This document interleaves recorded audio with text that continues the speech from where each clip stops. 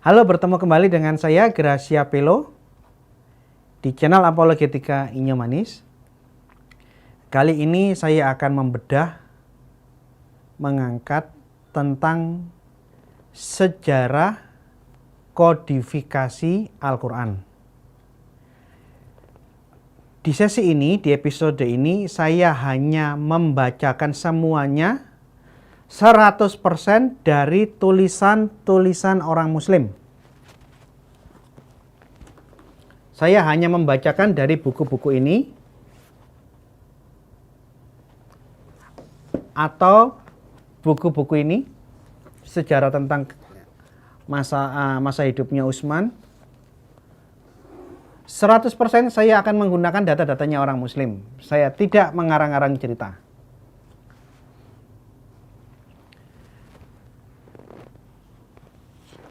Para kawan-kawan orang Muslim menanggapi tulisan postingan saya yang kemarin bahwa Quran itu memang ada banyak bacaan. Ya, benar. Dia memang ada banyak bacaan. Qiraatus sabah, perbedaan 7 qiraat, itu memang ada di zaman Muhammad, tertulis di dalam hadis sahih. Dan Muhammad kala itu mengizinkan, membiarkan, dan menoleransi perbedaan-perbedaan yang ada. Yang menarik, selama Muhammad masih hidup, Quran belum dikumpulkan menjadi satu bundle. Belum dikodifikasi menjadi Quran yang seperti sekarang.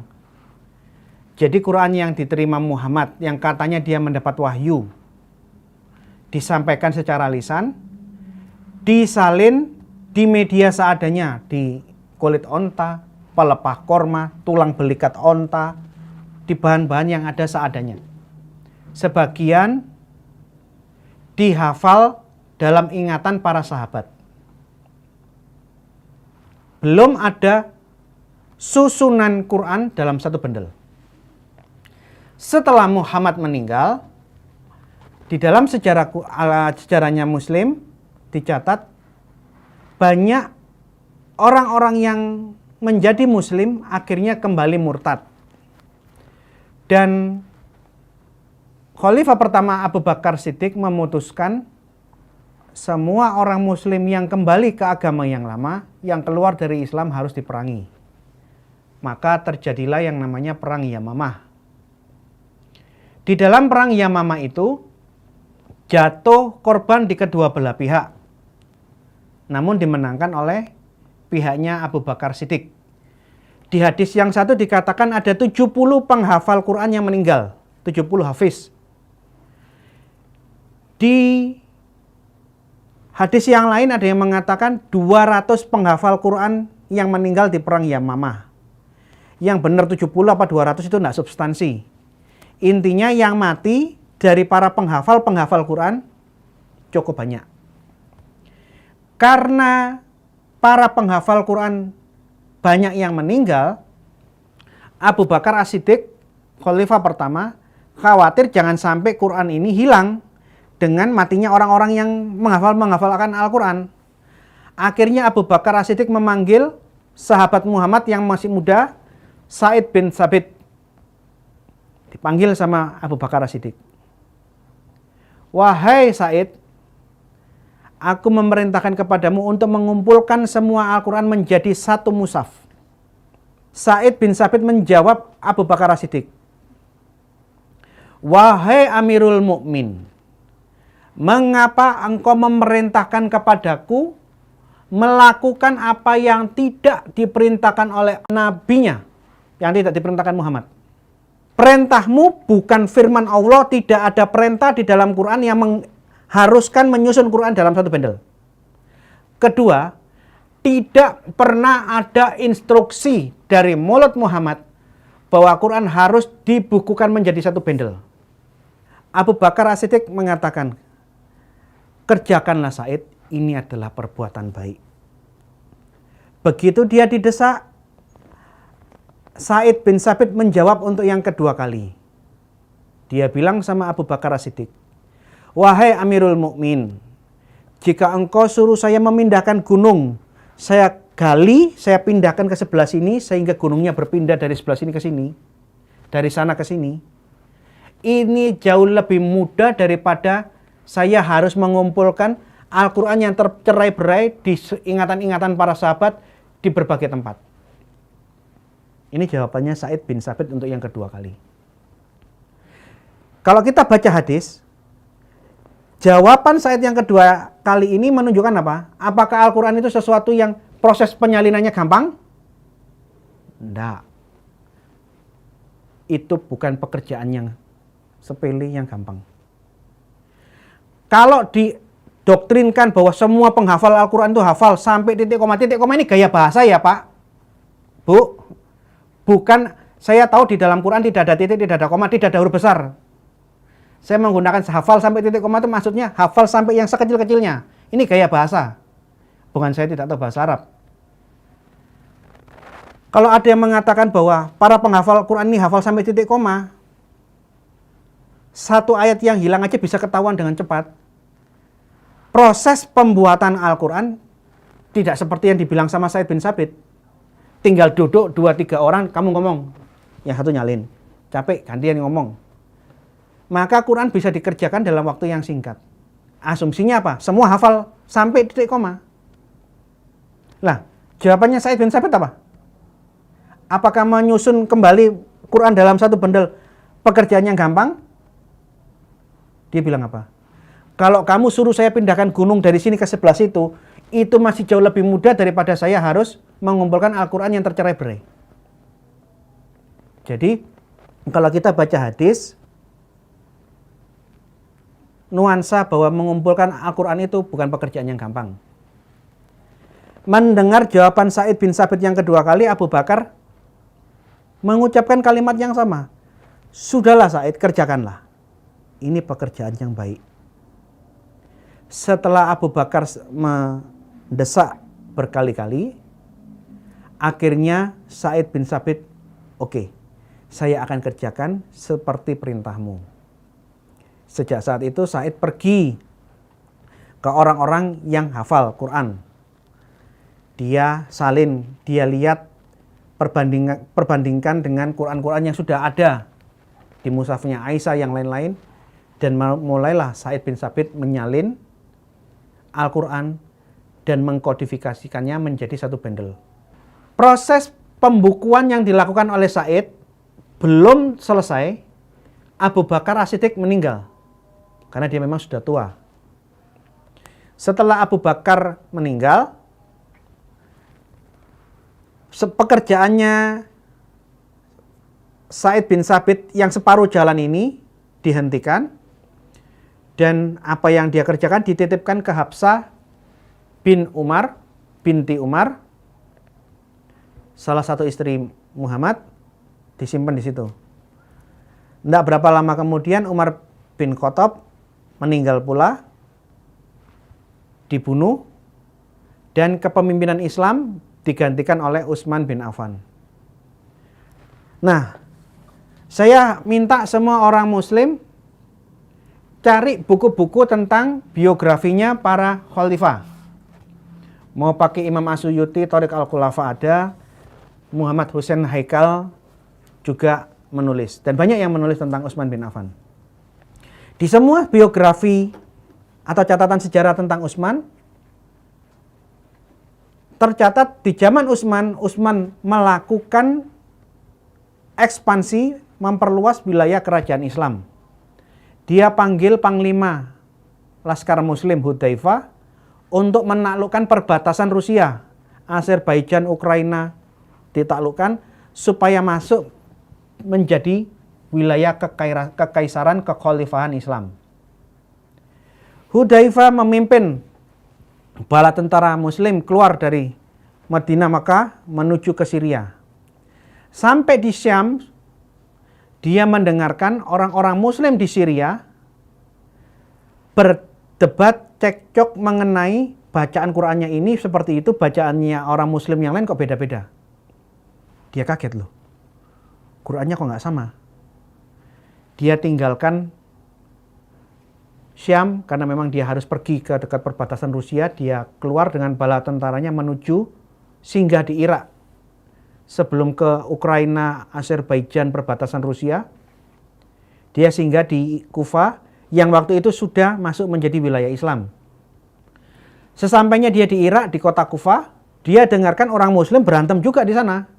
Karena Quran yang beredar di antara orang-orang Muslim di Kufa, Quran yang satu dengan versi yang lain beda-beda dan mereka berdebat. Saling mengotot mana yang paling benar. Melihat permasalahan ini, Hudzaifah bingung, tapi tugasnya harus dia selesaikan. Dia tinggalkan Irak, dia naik ke atas, ke utara, dia bertempur dan menaklukkan Azerbaijan dan Ukraina. Singkat cerita, setelah mereka ditaklukkan, perbatasan masuk ke Rusia itu ditaklukkan, mereka langsung pulang. Begitu Hudzaifah ketemu sama Utsman, Utsman menyampaikan bahwa tugas yang dimandatkan sudah selesai. Namun, ada yang lebih penting. Dia mendesak Utsman, lakukan tindakan penyelamatan, lakukan penyeragaman Al-Quran, supaya umat Islam jangan sampai berantem, berdebat mengenai bacaan siapa yang benar. Diceritakan pengalamannya di Syria, orang cekcok berantem mengenai perbedaan-perbedaan Al-Quran. Di Irak, di Kufa orang berantem. Atas desakan Hudzaifah, Utsman bin Affan ingat, dulu di zamannya Abu Bakar Siddiq, kan sudah ada upaya untuk membukukan Quran. Yang buat Sa'id bin Tsabit, dipanggillah Sa'id bin Tsabit. Pada waktu Sa'id bin Tsabit dipanggil, diperintahkan untuk menuntaskan apa yang dulu sudah dikerjakan. Sa'id bin Tsabit pergi mengumpulkan Quran, menyelesaikannya menjadi satu bundle. Dia ke Hafsah, dia pinjam mushafnya Hafsah, dia ke orang-orang yang lain. Singkat cerita, tersusunlah Al-Quran dengan tartib seperti yang ada sekarang, dari surah Al-Fatihah, Al-Baqarah, seterusnya sampai surah An-Nas. Namun, begitu Al-Quran selesai dibukukan, Utsman bin Affan menginstruksikan bahwa segala versi Quran yang berbeda bacaan, entah bacaan 2 bacaannya berbeda, 3 bacaan, 5 bacaan, 7 bacaan, entah berapa bacaan, semua Al-Quran yang beda bacaannya dari naskah milik Utsman harus dimusnahkan. Disobek-sobek, dibakar, disirnakan. Tidak boleh dipakai. Coba kita lihat apa yang dicatat oleh Mana Khalil Katan. Ini buku yang bagus untuk dibeli. Dari isi buku ini saya menduga dia kelompok Salafi. Karena di dalam tulisannya dia mengatakan, tolong diperbesar sini.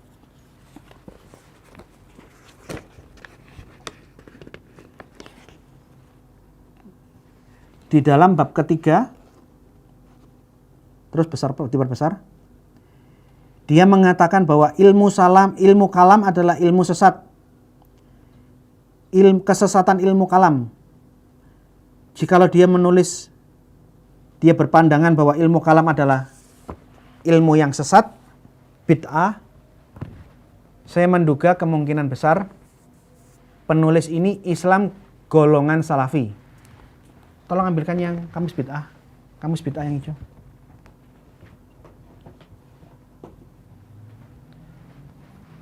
Ini kamus bid'ah, kamus tentang aliran-aliran sesat dalam Islam yang nulis Syekh Albani. Syekh Albani adalah ulama kaum Salafi. Syekh Albani penulis kamus bid'ah ini, di dalam bukunya dia sebutkan Asy'ariyah, Maturidiyah, ulama-ulama yang mengajarkan ilmu kalam dikatakan bid'ah. Ini fitnah terbesar di dalam dunia Islam adalah ilmu kalam. Jadi, baca baik-baik, termasuk Maturidiyah, golongan Maturidi, dikategorikan oleh Syekh Albani sebagai bid'ah, ajaran sesat, heresi. Oleh karena itu saya menduga penulis buku ini juga kelompok Salafi. Kita perhatikan apa yang ditulis kelompok Salafi. Di halaman 193. Saya bacakan ya, nanti akan keluar tulisannya ya. Saya bacakan. Bersatulah wahai sahabat-sahabat Muhammad, dan tulislah untuk semua orang satu imam, yaitu mushaf Quran sebagai pedoman. Kemudian ia memerintahkan membakar semua bentuk lembaran atau mushaf yang selain itu. Umat pun menerima perintah dengan patuh, sedang qiraat dengan 6 huruf lainnya ditinggalkan. Qiraatus sabah hanya ada di zaman Muhammad, di zaman Utsman. Semua qiraat yang berbeda dibakar, dimusnahkan, ditinggalkan. Saya ulangi, sedang qiraat dengan 6 huruf lainnya ditinggalkan. Keputusan ini tidak salah, sebab qiraat dengan 7 huruf itu tidak wajib, kata Muhammad Khalil Katan. Seandainya Rasulullah mewajibkan qiraat dengan 7 huruf itu semua, tentu setiap huruf harus disampaikan secara mutawatir sehingga menjadi hujah. Tetapi mereka tidak melakukannya. Ini menunjukkan bahwa qiraat dengan 7 huruf itu termasuk dalam kategori keringanan. Tolong di zoom bagian ini.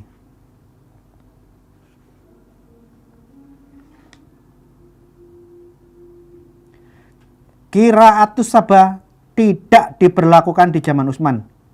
Hanya boleh ada 1 bacaan. 6 bacaan lainnya yang berbeda, yang dulu ditoleransi, tidak ditoleransi. Bacaan yang berbeda dirampas, disobek, dibakar. Ia menyatukan umat Islam dalam 1 mushaf, 1 huruf, sedang mushaf yang lain disobek. Nah, halaman 193. Ia memerintahkan dengan tegas agar setiap orang yang mempunyai mushaf yang berlainan dengan mushaf yang disepakati itu membakar mushaf tersebut. Mushaf yang berbeda dari milik Utsman harus dibakar, dimusnahkan.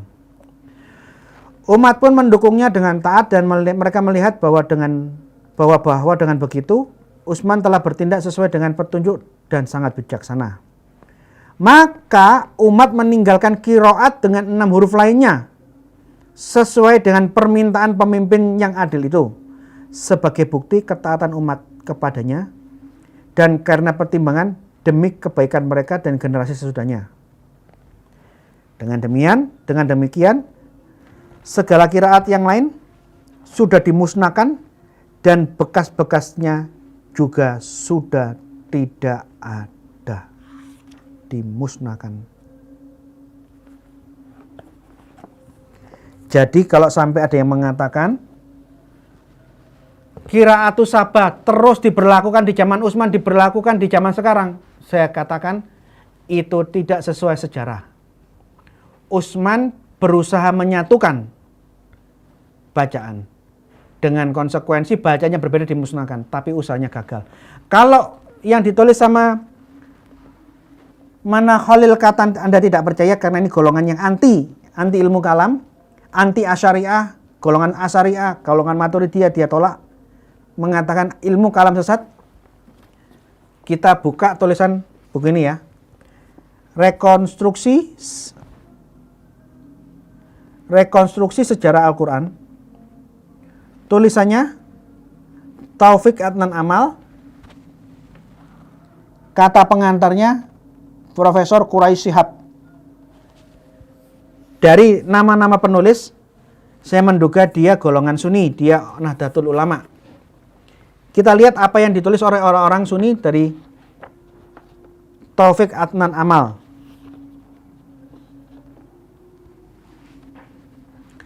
Di halaman 22, saya langsung lompat ya. Setelah diteliti dan dilakukan perbaikan, Utsman lalu merobek lembaran-lembaran lainnya. Jadi mushaf Utsman selesai diteliti. Setelah selesai kodifikasi, Quran yang beda bacaan disobek. Termasuk mushaf Hafsah. Pada waktu mushaf Hafsah, mushaf yang dipinjam Said bin Sabit untuk meneruskan penyalinan di zamannya Utsman, setelah dilakukan pembukuan, mushafnya dikembalikan, tidak dibakar, tidak dihancurkan.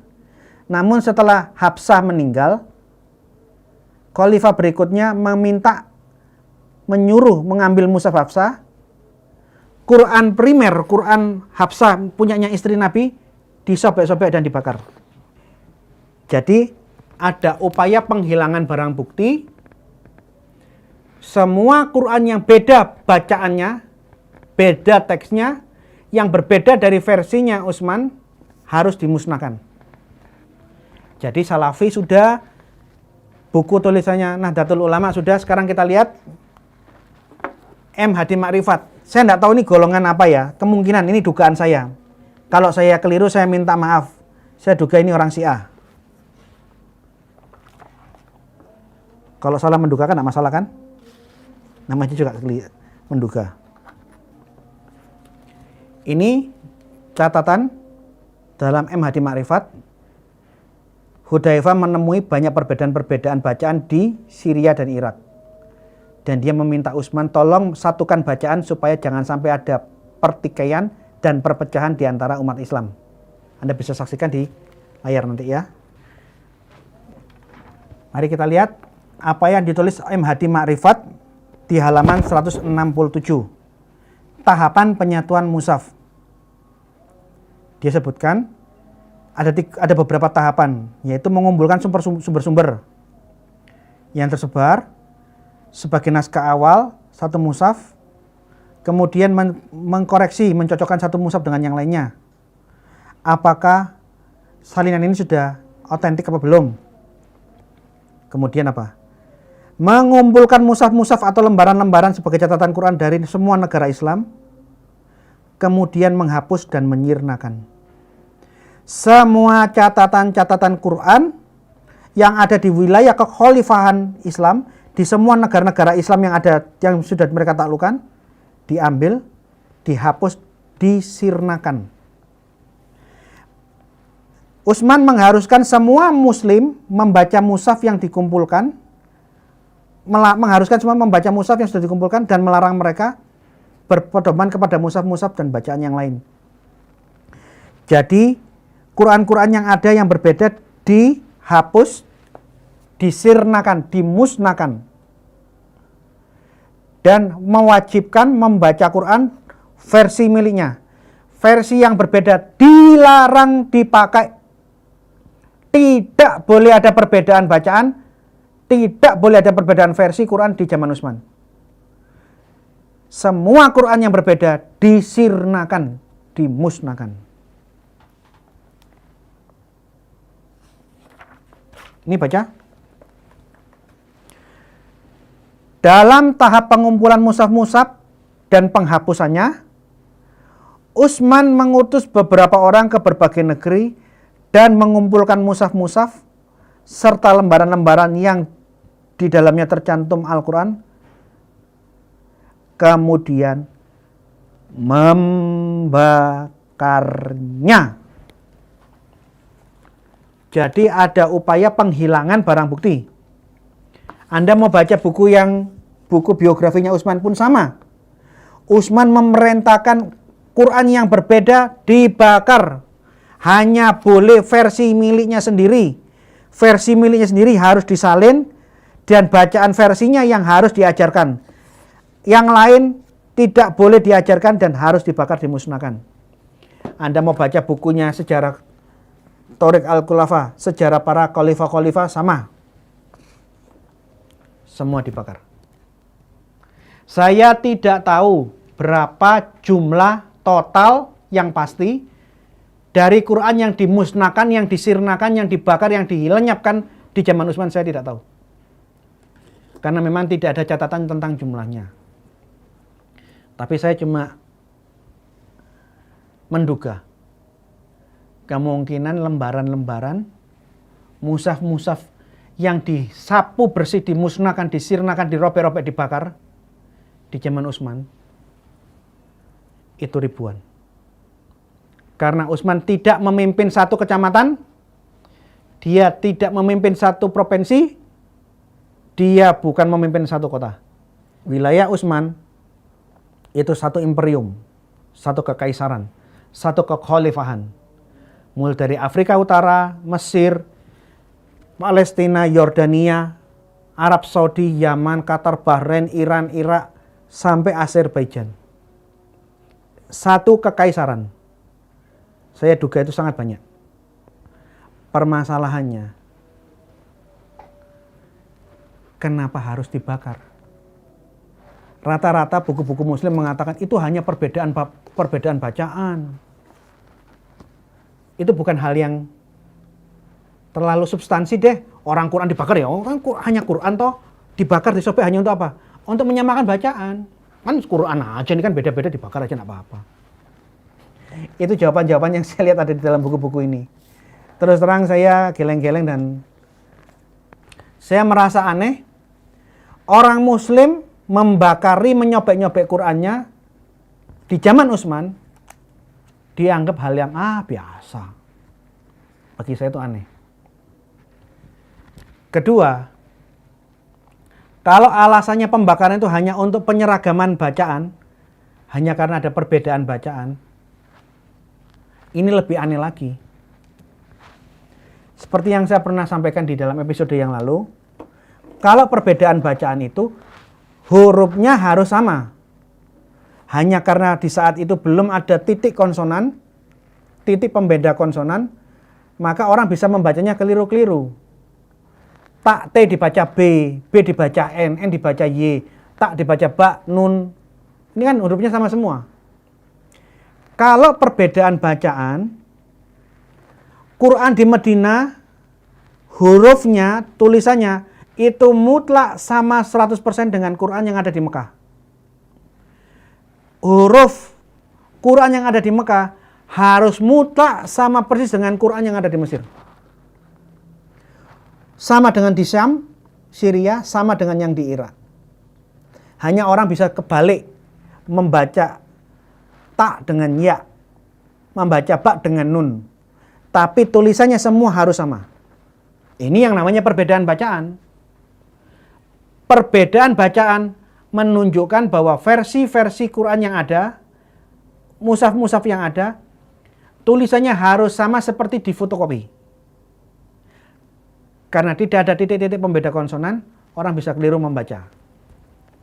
Nah, kalau sudah sama seperti di fotokopi, hurufnya sama persis, sama detailnya sama, hanya salah baca. Orang yang sini bacanya ya, sini bacanya tak, sini bacanya ba, ini bacanya nun. Yang salah kan yang baca, mulutnya yang baca yang keliru. Lah untuk apa Quran-Quran yang sudah sama 100% tulisannya disobek-sobek, dibakar, dimusnahkan, disirnakan? Untuk apa?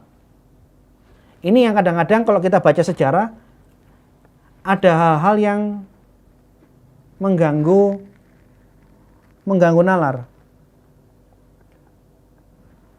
Saya duga, ini dugaan, perbedaan yang ada itu tidak sesederhana perbedaan hanya sekedar perbedaan bacaan.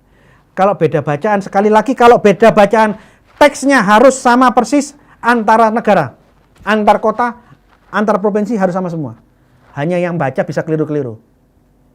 Nah, kalau sudah sama seperti di fotokopi, kenapa Qurannya dirampas, disobek-sobek, dibakar? Quran yang lain diambil, disobek-sobek, dibakar. Terus Qurannya Utsman yang sama dengan Quran-Quran yang sudah dibakar ini disalin, digandakan, terus dibagi-bagikan ke orang-orang yang tadi diambili. Kamu kemarin Quranmu saya sobek kan, saya hancurkan kan, saya bakar kan? Nih, saya salin, saya kasihkan ke kamu. Ya orang kan jadi aneh. Yang kamu bakar itu sama dengan yang kamu tulis, hanya bacaannya beda. Lah kenapa ini yang sama dengan yang ini tulisannya, kamu sampai kamu bakarin? Ini kadang-kadang sesuatu yang menggelikan. Tapi terserahlah orang Muslim menganggap pembakaran, penyobek-nyobekan Quran, pemusnahan Quran seperti yang ditulis dalam buku-buku ini adalah hal yang baik apa tidak, ini urusannya Muslim, saya tidak mau ikut campur. Saya hanya membacakan sejarah yang ada. Yang seperti ini tidak pernah terjadi di dalam Kristen.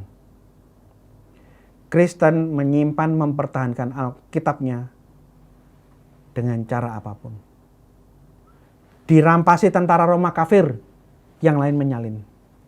Dan jumlah salinan Alkitab saat ini, salinan yang versi Yunani aja, versi asli, itu lebih dari 5.600 manuskrip yang sudah ditemukan dan diberi katalog. Manuskrip Perjanjian Baru versi Latin pecah rekor, ini 10.000 lebih yang sudah terdokumentasikan, terkatalogkan. Kita punya dokumen manuskrip Alkitab kuno ribuan. Islam bagaimana? Mana Quran yang asli yang kalian miliki? Tidak ada. Kalau ada yang mengatakan Quran yang asli masih ada, bohong. Semua sejarah yang sudah saya bacakan membuktikan Quran yang asli. Mana sekarang yang ditulis di dalam lembaran-lembaran kulit binatang? Yang ditulis di dalam pelepah kurma? Yang tulis di tulang belikat unta mana? Tidak ada. Yang ada yang dimiliki orang Muslim adalah salinan. Dan salinan-salinan yang kuno jumlahnya tidak lebih dari 10 jari saya. Yang di British Museum Inggris itu cuma 2 lembar. Quran yang disimpan di British Museum Inggris itu cuma 2 lembar. Ada mushaf yang ditemukan di Topkapi. Topkapi itu di Turki. Yang ditemukan di Samarkand. Ada mushaf Quran yang ditemukan di Sana'a. Sana'a itu di Yaman. Dan semua penemuan-penemuan Quran ini menunjukkan banyak perbedaan teks dan tidak seragam. Dan upaya untuk meneliti lebih lanjut ditutup dan tidak boleh diakses oleh siapapun. Kalau Kristen, orang Kristen punya ribuan manuskrip Alkitab dan diteliti secara terbuka untuk kajian kritik teks. Jadi ini sejarah tentang Al-Quran, bahwa harus diakui, orang Kristen dan orang Muslim harus jujur. Kristen tidak bisa menunjukkan Alkitab yang asli, yang ada salinan, tapi jumlahnya ribuan. Manuskrip-manuskrip abad pertama papirus ratusan, abad kedua ratusan, abad ketiga ratusan, bahkan ribu. Totalnya yang bahasa Yunani aslinya 5.700. Quran juga sama. Islam tidak punya Al-Quran yang asli, yang ditulis di samping Muhammad, yang ditulis di pelepah korma, kulit-kulit binatang, tidak ada. Mushaf-mushaf milik sahabat dihancurkan semuanya, dirampas, disobek-sobek, dibakar, dimusnahkan. Namun pemusnahan ini tidak terjadi 100%. Di dalam catatan sejarah, mushaf-mushaf yang berbeda dari mushaf Utsman itu masih tersimpan. Bahkan Imam Abu Dawud di dalam kitab Al-Masahif, ini kitabnya, masih memiliki beberapa dokumen Quran versi punyanya sahabat-sahabat yang berbeda dengan versinya Utsman. Dan Abu Dawud, salah satu penulis periwayat hadis Sunan Abu Dawud, mendata. Ini. Dia data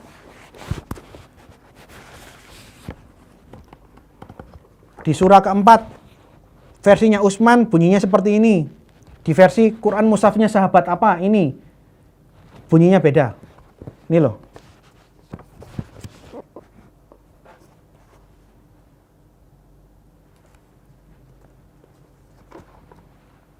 Ini. Yang nulis ini ulama Islam sendiri. bahwa di zaman dia hidup di abad ke-10 masih dia miliki dokumen-dokumen Quran-Quran yang dimusnahkan di abadnya di zamannya Utsman di abad ke-78. Sebagian dia masih terselamatkan dan dia tuliskan buku, dia data. Versi Utsman dibandingkan dengan versi mushafnya Ibnu Mas'ud ada perbedaan-perbedaan. Mushaf Utsman dengan mushafnya Ubay bin Ka'ab ini perbedaannya di sini, dia data. Mushafnya Utsman dengan mushafnya Ibnu Zubair dengan berbagai mushaf yang lain yang di zaman sahabat-sahabat Muhammad, dia data jumlahnya ribuan perbedaan. Dan untuk ini akan ada sesi khusus setelah ini. Saya akan bahas khusus perbedaan-perbedaan Al-Quran di zaman pra-Utsman. Nah, demikian saya menyampaikan sesi ini. Jadi, urutan-urutan Quran yang ada, yang kita lihat di dalam Quran zaman sekarang, itu baru dibuat oleh Utsman bin Affan. Urutan-urutan Quran belum ditertibkan di zamannya Muhammad, tidak ada urutannya. Tidak ada hadis yang mengatakan susunan Quran itu harus ini, tidak ada. Tidak ada perintah dari Muhammad harus menyusun dari satu bendel. Jadi Quran yang ada sekarang yang dipakai semua orang Muslim, itu inisiatifnya bukan dari Muhammad dan dari Allah, tapi dari Abu Bakar yang disempurnakan, dituntaskan oleh Utsman. Ya. Kedua, mushaf sebelum Utsman itu berbeda. Susunannya berbeda, jumlah surahnya. Dan ini akan ada sesi tersendiri untuk membahas masalah ini. Ketiga, ada pemusnahan massal. Setelah Utsman melakukan kodifikasi, semua Quran yang berbeda dari versinya dirampas, dia bakar, dia sobek-sobek. Sekalipun demikian masih ada yang bisa diselamatkan sampai abad ke-10 dan Abu Daud membukukannya. Perbedaannya ini dengan itu apa, dicatat semua. Jadi, tolong jangan dikaburkan sejarah perbedaan bacaan qiraatus sahabat di zaman Muhammad dicampur adukkan dengan kondisi Quran di zaman pasca Utsman. Karena di zaman Muhammad perbedaan bacaan diizinkan, dibiarkan. Tadi kita baca bukunya Khalil Katan. Di zaman Utsman 6 bacaan lainnya yang berbeda, dulu ada 7 bacaan, 6 bacaan lainnya yang berbeda disobek-sobek, dimusnahkan, dilarang. Kita harus jujur dengan sejarah.